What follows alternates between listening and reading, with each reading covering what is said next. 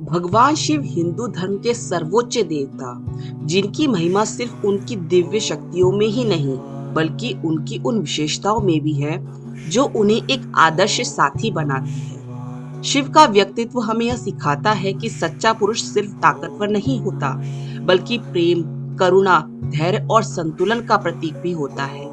आज हम जानेंगे भगवान शिव के वे 7 पवित्र गुण जिन्हें हर स्त्री अपने जीवन साथी में चाहती है।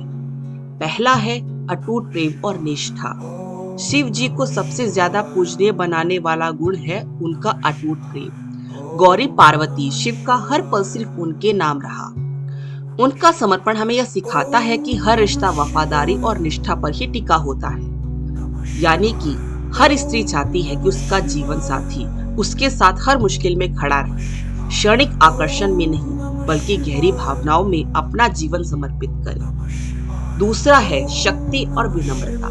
महादेव देवों के देव, लेकिन क्या कभी आपने सोचा है कि इतनी अपार शक्ति होने के बाद भी वो कभी घमंड नहीं करते?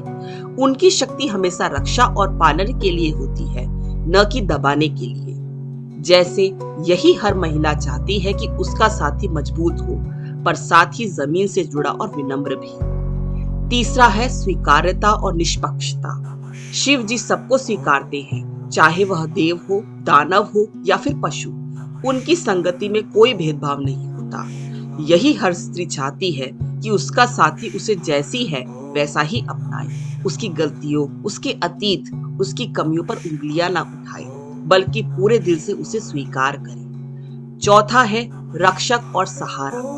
शिव ध्यानस्थ योगी है कि लेकिन जब धर्म या अपने प्रिय की रक्षा का समय आता है तो वे सबसे भयंकर योद्धा बन जाते हैं। और यही हर स्त्री चाहती है कि उसका जीवन साथी सिर्फ शारीरिक ही नहीं बल्कि भावनात्मक, मानसिक रूप से उसका रक्षक बने, उसके सपनों का सहारा बने और उसे सुरक्षा का एहसास दिलाए। पांचवा है भावनात्मक और आध्यात्मिक गहराई। शिव जी सिर्फ बलवान नहीं बल्कि गहन ज्ञान और आध्यात्मिक बुद्धि से भी परिपूर्ण है। उनका आत्मचिंतन उन्हें और गहरा प्रेम करने की शक्ति देता है।